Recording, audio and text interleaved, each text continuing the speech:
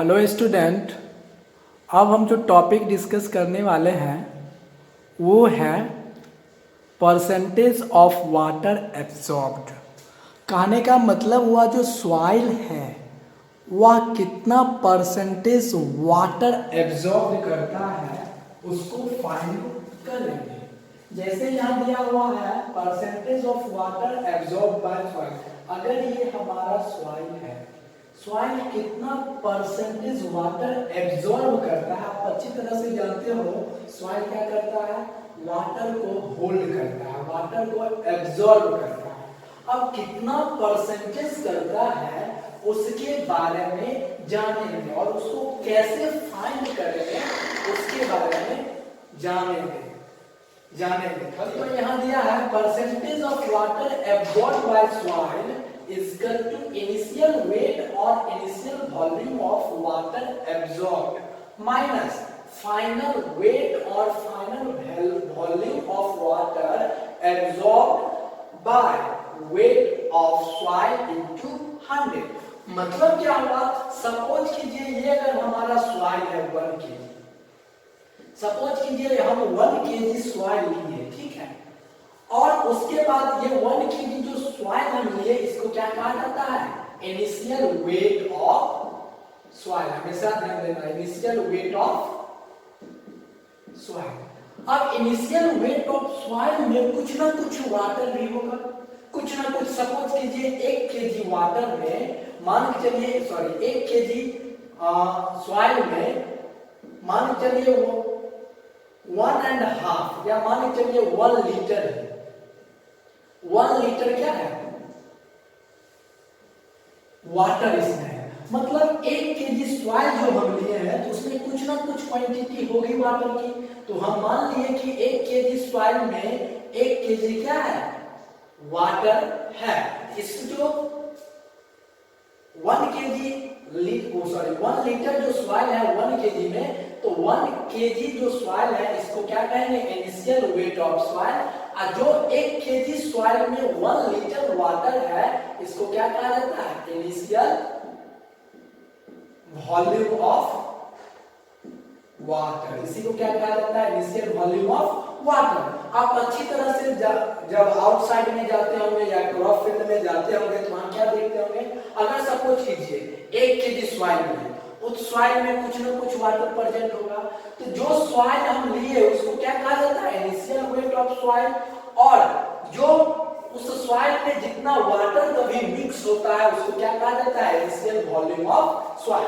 अब initial weight of soil को represent किया जाता है U से, और इनिशियल वॉल्यूम ऑफ वाटर को भी किससे यूज किया जाता है, U से। ठीक है बच्चों, अब आ जाता है इस 1 kg सॉइल में अगर 1 लीटर वाटर हम दे दिए, ठीक है बच्चों, 1 kg सॉइल में हम कितना वाटर मिक्स किए, 1 litre.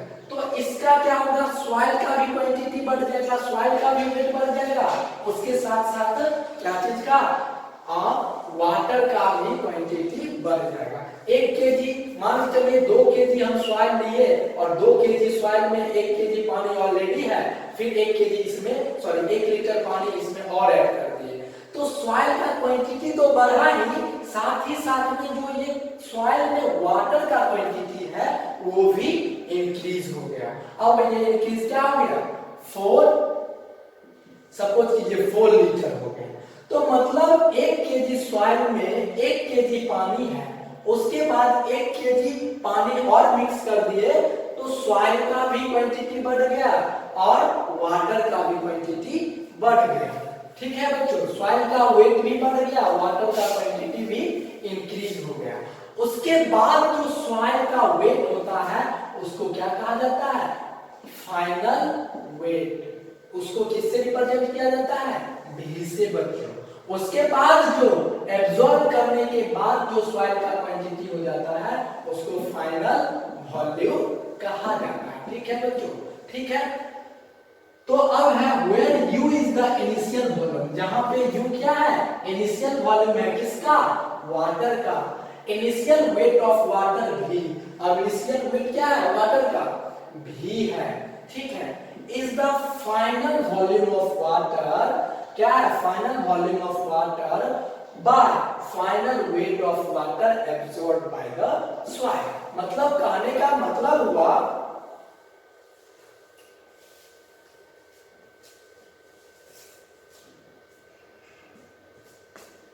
U is the initial volume of water। U क्या है? इनिशियल वॉल्यूम है किसका? वाटर का। ठीक है, V माइनस यू बटा U इंटू 100%। ये हो जाता है हमारा पूरा वाटर का परसेंटेज। अब कैसे होता है?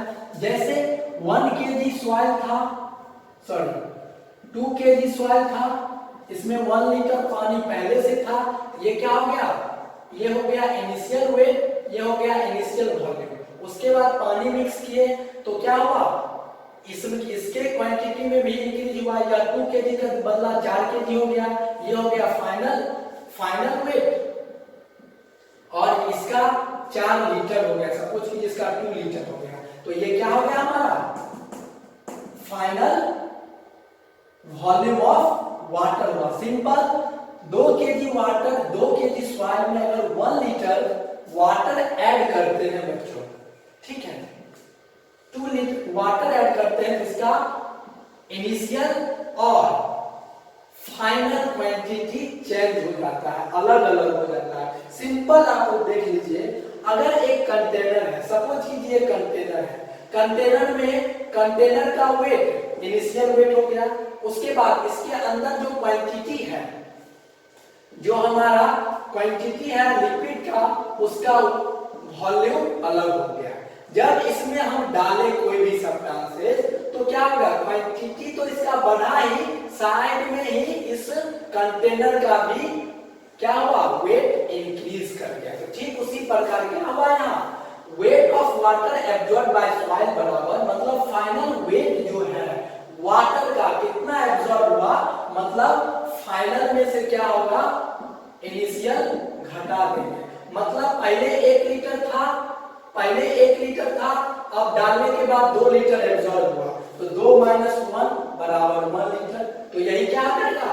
Final volume minus initial volume. ये जब हमारा निकल जाएगा, तब क्या हो गया? Weight of water absorb by the soil. अब वेट ऑफ वाटर निकालना है कि कितना वेट है सॉइल का, इसमें भी क्या करेंगे? Final minus initial. तो उसके बाद जब फाइनल माइनस इनिशियल वेट निकाल लिए, उसके बाद फाइनल माइनस इनिशियल वॉल्यूम निकाल लिए, तो उसके बाद क्या करना है? V माइनस, सॉरी, उसके बाद आपको क्या करना है? U is the initial. U क्या है? Initial of water volume by initial weight of water is V है। Final volume of water weight, तो इसका क्या आ जाएगा? डायरेक्ट U माइनस V बटा U इंटू 100%। इसी तरह से बच्चों आप क्या करोगे? ये परसेंटेज ऑफ वाटर कैसे एब्जॉर्ब होता है वो किसी भी मिट्टी से निकाल सकते हो, कि पहले मिट्टी का कितना क्वांटिटी था और उसमें कितना वाटर मिक्स था, वो निकाल लोगे। उसके बाद वाटर एब्जॉर्ब करने के बाद मिट्टी का क्वांटिटी क्या हुआ और वाटर का क्वांटिटी क्या हुआ, ये दोनों निकालने के बाद V minus you into you कर दोगे। क्यों? क्योंकि U क्या है? इनिशियल होता है, ठीक है, उसको 100% से गुना कर दोगे, तो यही क्या हो जाएगा बच्चों? आपका परसेंटेज इसका निकल जाएगा। ठीक है, अब आते हैं क्रॉप्स के बारे में जानते हैं। क्रॉप्स क्या होता है? A similar type of plants which are grown in a same field. एक ही प्रकार का प्लांट्स जो एक ही फील्ड में उगता है, उसी को क्या कहा जाता है? क्रॉप्स। क्रॉप्स मतलब क्या होता है? फसल होता है। जैसे अब क्रॉप्स के लिए कौन सा सॉइल बेस्ट रहेगा उसके बारे में जानेंगे। सबसे पहला दिया है depending on the climatic factor. Depending on the climatic factor and components of the soil, different types of crop grown in different region. मतलब अलग अलग क्रॉप्स अलग अलग क्लाइमेटिक फैक्टर को फॉलो करता है, अलग अलग सॉइल के कंपोनेंट्स को फॉलो करता है। कुछ क्रॉप्स हॉट में ग्रो होता है, कुछ क्रॉप्स विंटर में ग्रो होता है। तो मतलब अलग अलग क्रॉप्स अलग अलग क्लाइमेटिक फैक्टर को फॉलो कर रहा है, एज वेल एज अलग अलग कंपोनेंट्स ऑफ द सॉइल को फॉलो कर रहा है। जैसे क्लेली सॉइल यहाँ दिया है, जैसे clayey soil and loamy soil. Clayey soil दिया था, हम बताए थे बच्चों क्लेली सॉइल के बारे में, जिसमें क्या होता है 30% ऑफ पार्टिकल्स अवेलेबल रहता है। 30% ऑफ पार्टिकल्स अवेलेबल रहता है, उसको क्या कर किसमें रखा गया है, क्लेली सॉइल में। Clayey soil and loamy soil, clayey soil and loamy soil already मैंने डिस्कस कर चुका है। और यह किसके लिए अच्छा है, good for growing cereals like wheat and gram. Wheat और ग्राम ये सीरियल का टाइप है, और इसके लिए ये क्या है, क्लेली सॉइल और लोमी सॉइल बेस्ड है। और क्लेली सॉइल और लोमी सॉइल को किस पे क्वालिफाई किया गया है, उसके पार्टिकल्स के बेसिस पे, उसके पार्टिकल्स के बेसिस पे इसको अलग अलग किया गया है। ठीक है, clayey soil, soils rich in organic matter, soils with good capacity to retain water. मतलब क्लेली सॉइल में क्या होता है, ऑर्गेनिक मैटर ज्यादा अवेलेबल रहता है, और यह क्या है, good capacity of retain water. मतलब इसमें क्या होता है, वाटर को होल्डिंग कैपेसिटी सबसे ज्यादा होता है। तो इसीलिए यह किसके लिए बेनिफिट सबसे ज्यादा होता है, पैडी प्लांट्स और व्हीट। पैडी मतलब क्या होता है, धान, धान के लिए बेस्ट होता है, और व्हीट के लिए बेस्ट होता है। अब आता है loamy soil. Loamy soil, soils with high draining capacity and can hold plenty of water. अब ये लोमी सॉइल क्या करता है, ये किस किस चीज के लिए फेमस होता है, गुड फॉर ग्रोइंग लेंटिल्स, मसूर एंड अदर पल्सेस। इसमें भी क्या होता है, एक ड्रेनिंग कैपेसिटी होता है और प्लेंटिंग होल्ड ऑफ वाटर।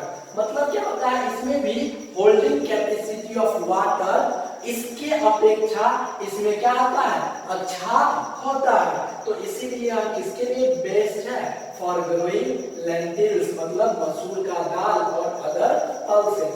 अगर मसूर का दाल और अदर पल्सेस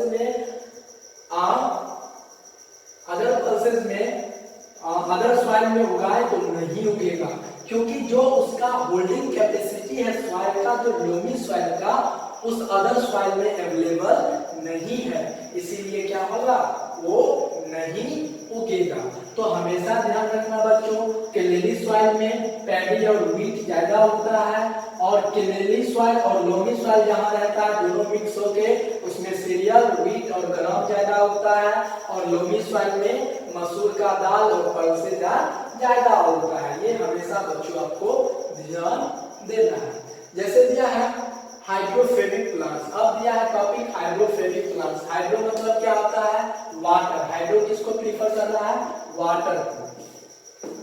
ठीक है, मतलब ऐसे प्लांट्स जिसको सॉइल की जरूरत नहीं पड़ती हो और वह वाटर में सिर्फ ग्रो करता हो, ऐसे प्लांट्स को क्या कहेंगे, hydroponic plants. Plants which do not need soil, जिसको सॉइल की जरूरत नहीं पड़ती है। These plants need water to grow, और उसके जन्म के लिए, उसके ग्रोथ के लिए क्या चीज की जरूरत पड़ती है, वाटर की जरूरत पड़ती है। These type of plants are known as hydroponic plants। इसी को क्या कहा जाता है, हाइड्रोफोनिक प्लांट्स। मतलब हाइड्रोफोनिक प्लांट्स वैसे प्लांट्स को कहेंगे जो सॉइल में नहीं ग्रो करके ओनली वाटर में ग्रो करता हो, और वाटर में ही सिर्फ ग्रो कर सकता है, और वाटर से ही सब यूजफुल सब्सटेंसेस लेता हो, वैसा प्लांट्स को क्या कहा जाता है, हाइड्रोफोनिक प्लांट्स। जैसे ये देखिए, जैसे ये हमारा प्लांट्स है, यह क्या है, हाइड्रोफोनिक प्लांट्स है, क्योंकि इसमें सॉइल एब्सेंट है। Those plants which are grown in the absence of soil and only presence of water, that type of plants is called hydroponic plants। अच्छी तरह से देखिए, इसमें क्या है, सॉइल एब्सेंट है और वाटर सिर्फ प्रेजेंट है, वाटर में ये क्या हुआ, ग्रो हो गया, वैसे प्लांट्स को क्या कहेंगे, हाइड्रोफोनिक प्लांट्स। आज के लिए इतना ही बच्चों, फिर हम नेक्स्ट लेक्चर में फिर मिलेंगे, और जितना भी इस चैप्टर का क्वेश्चन हो, जितना भी प्रॉब्लम हो, आप क्या करना, क्वेश्चन को सॉल्व करके अपने स्कूल के व्हाट्सएप ग्रुप में दे देना। और कोई भी प्रॉब्लम हो इस चैप्टर से रिलेटेड तो आप क्या करना, उस क्वेश्चन को स्कैन करके फोटो खींच के अपने व्हाट्सएप ग्रुप में डाल देना। आज के लिए इतना ही, दैट्स ऑल फॉर टुडे। फिर हम नेक्स्ट लेक्चर में फिर मिलेंगे।